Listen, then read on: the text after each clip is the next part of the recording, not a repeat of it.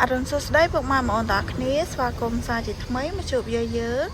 នៅព្រឹកនេះដែរយើងមានតម្រុយថ្មីសម្រាប់ពុកម៉ែបងប្អូនទស្សនានៅមើលកំសាន្តលេសម្រាប់ថ្ងៃទី3 ខែ 5 2025តម្រុយរបស់យាយគឺមានប៉ុណ្ណឹងហើយយាយក៏មានសបិននិយាយជូនពុកម៉ែបងប្អូនស្ដាប់កំសាន្តដូចគ្នា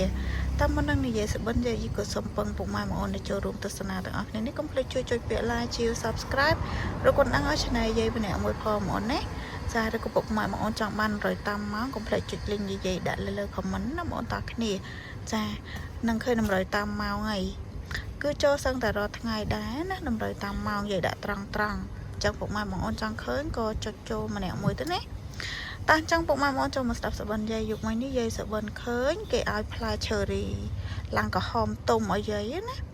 ឡើងមកធំហ្នឹងធំរបៀបដូចធំ4ជ្រុងចាឃើញមនុស្សស្រីយកមកឲ្យណាហើយយាយអង្គុយលើខែសុកគេយកផ្លែ cherry យកឲ្យយាយបានឡើងមកកណោឃើញឡើងក្រហមដាក់នៅនឹងទូជ្រុងកញ្ចក់ណាចាហ្នឹងហើយអញ្ចឹងពុកម៉ែបងប្អូនចេះកាត់លីអីក៏យកតាមហ្នឹងទៅយាយកាត់យក07 08 09 64 68 8 09 08ក៏08 7អស់0និងអស់6អញ្ចឹងពុកម៉ែបងប្អូនចេះកាត់លីអីក៏យកតាមហ្នឹងទៅហើយក៏ជូនពរហេងស្នាងល្អទាំងអស់គ្នាអញ្ចឹងវីដេអូយាយក៏មានតែប៉ុណ្្នឹងទេជួបគ្នានៅវីដេអូក្រោយបាយបាយ